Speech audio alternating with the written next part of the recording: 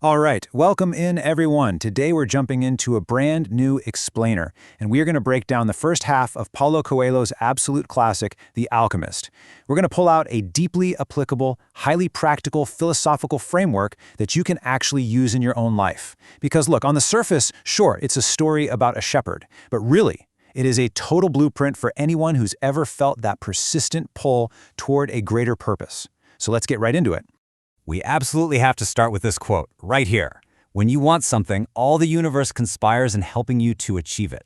It is the most powerful thought in the entire text, and it's introduced to our main guy, Santiago. Now, Santiago is an Andalusian shepherd roaming the Spanish countryside, but he's restless. He's totally unsettled because he keeps having this recurring dream about a child leading him to a hidden treasure at the base of the Egyptian pyramids. And it's not just a passing thought. It's a dream that is literally demanding he leave everything he knows behind.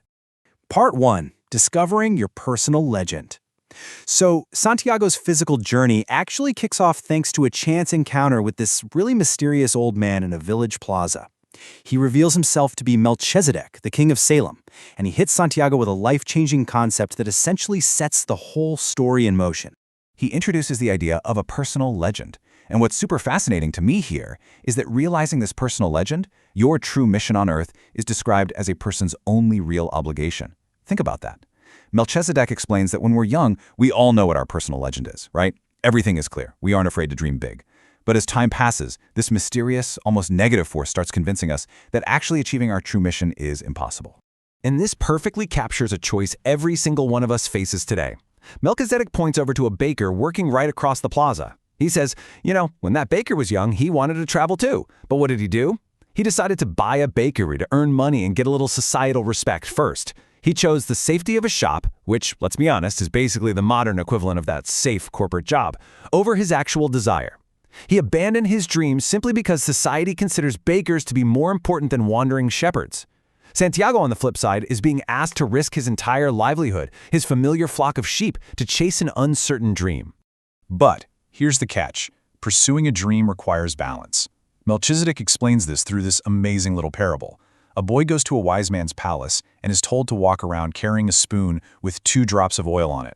At first, the boy focuses so hard on the oil. Imagine the pure stress of walking through a crowded party trying not to spill a brimful cup of hot coffee that he completely misses the beauty of the palace. Then, the wise man tells him to look at the marvels, and of course, he spills the oil. So what's the lesson? The secret to happiness is to see all the marvels of the world, to enjoy the journey, but never, ever forget your core responsibilities, those drops of oil on your spoon. You've got to hold your duty and your dream at the exact same time. Part 2. The principle of favorability. Armed with this new wisdom, Santiago actually does it. He sells his sheep, takes a boat to Africa, and his dream is almost immediately shattered. On day 1 in the port city of Tangier, he trusts the wrong guy and gets robbed of every single penny he owns. No money, no sheep, nothing. So here is the crucial takeaway. The universe will often encourage you early on with what Melchizedek calls beginner's luck. This principle of favorability that kind of whets your appetite with a little taste of success. But make no mistake, the journey will inevitably throw massive, sometimes devastating obstacles in your path. This sudden disaster in Tangier, it isn't the end of Santiago's story, it's just the very first real test of his resolve.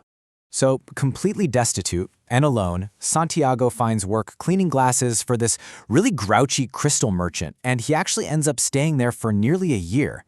This whole relationship highlights such a stark contrast in mindsets. Santiago adapts, he innovates, he builds this outdoor display, he starts selling mink tea in the crystal to fund his treasure hunt, but the merchant? He tells Santiago his life's ultimate dream is to visit the holy city of Mecca. Yet, he absolutely refuses to go. Why? Because the mere thought of Mecca is the only thing keeping him going.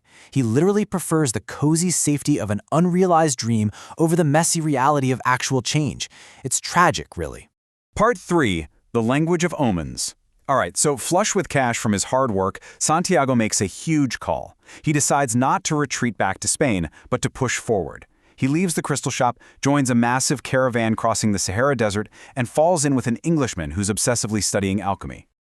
Now, if we map out Santiago's journey, notice how instead of tracking strict dates or miles traveled, his physical travel is marked by these deep philosophical milestones. As he treks deeper and deeper into the harsh, unforgiving environment of the desert, he is simultaneously traveling deeper into his own consciousness and his understanding of how the universe works. Along this trek, he keeps encountering this Arabic concept of maktub, which translates roughly to "it is written." It's this incredibly comforting yet deeply profound reminder that everything in the world is connected. Our personal life stories and the grand history of the world were ultimately written by the exact same hand. And to navigate this deeply interconnected world, Santiago learns to read omens. Remember, the old king gave him 2 divination stones, Urim and Thummim, for objective yes or no questions. But pretty soon, Santiago outgrows them. He starts relying on the silent, universal language of his surroundings. A butterfly fluttering by, the sudden shift in his camel's behavior, and eventually the violent, swirling flight of 2 hawks high in the desert sky. It's like the world is a giant puzzle speaking directly to him. He comes to this massive realization. These omens? They aren't just parlor tricks. Intuition isn't some kind of magic. It's a sudden, total immersion into the universal current of life. By observing the present moment with intense, hyper-focused attention, he taps into a history where absolutely all people and all things are deeply connected. Part 4. Love versus the dream. Suddenly, everything comes to a halt. Tribal wars break out all across the desert, and the caravan is forced to seek refuge at the Al Fayoum oasis. And it's right here, surrounded by 50,000 date palms, that Santiago faces the ultimate temptation to just give up on his personal legend entirely. Because while he's at the oasis, he meets a local girl named Fatima at a well, and it is game over. He instantly falls in love.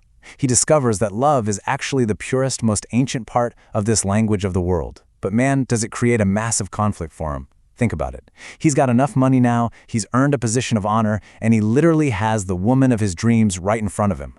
The mere thought of leaving the safety of this oasis, and leaving Fatima, just to find some invisible theoretical treasure, it completely terrifies him. But Fatima's response totally flips our usual, everyday understanding of love on its head. She tells him that as a woman of the desert, she is proud to wait for her man. She teaches Santiago such a vital lesson here. True love does not chain you down. Love should never, ever be used as an excuse to stop pursuing your destiny. If it's true love, it's going to support your personal legend, not demand that you sacrifice it. Part 5. Meeting the Alchemist. Now, Santiago's growing ability to read these omens is about to be put to the ultimate test. He's watching those 2 hawks fighting, and he suddenly receives this terrifying vision of an army attacking their supposedly neutral oasis. He takes a massive risk, warns the tribal chieftains, and ends up saving countless lives. And this incredible feat, well, it catches the attention of a highly feared, totally legendary figure out there in the desert, the Alchemist. The alchemist takes Santiago under his wing and starts teaching him about the soul of the world. He explains that this governing principle of the universe is quite literally nourished by our happiness and our true desires.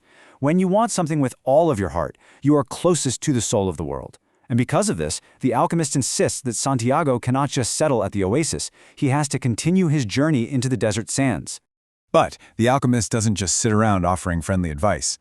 In their very first meeting, he charges full speed at Santiago on a massive white horse, draws a razor-sharp scimitar, and places it directly to the boy's forehead, actually drawing a drop of blood. And Santiago? He doesn't flinch. He just accepts his fate. The alchemist withdraws the blade, having proven his point perfectly. Without immense, unshakable courage, you cannot read the desert, and you absolutely cannot survive the trials of your personal legend. Even still, Santiago is hesitating. He doesn't want to leave Fatima. So, the alchemist lays out blow by blow exactly what will happen if he chooses comfort over his dream. He says, look, year 1, you'll have your wealth. You'll be happy with Fatima. Year 2, the omens are going to insistently call you to your treasure, but you'll ignore them. By year 3, Fatima will be sad because she'll feel like she held you back, and you'll be wandering the oasis at night in total inner turmoil. And by year 4, the omens will vanish completely, leaving you with a lifetime of haunting, bitter regret. You'll become exactly like the crystal merchant. Armed with this stark, terrifying reality check, Santiago makes the ultimate sacrifice. He leaves behind his hard-earned safety. He leaves his wealth. He leaves the woman he completely adores, and he mounts a horse to ride out into the treacherous, war-torn desert sands with the alchemist by his side. He actively chooses the dangerous unknown over a comfortable, guaranteed regret. So as we wrap up this explainer, I really want you to take a hard look in the mirror. Ask yourself, what is the personal legend that you've been putting off? Are you acting like the baker, prioritizing what society thinks of you? Or maybe you're like the crystal merchant, deeply in love with a dream that you're just too afraid to actually execute. Are you settling for the safety of your known flock, or are you ready to brave the desert to find your own treasure? Look, the universe is waiting to conspire in your favor. You just have to take that first step.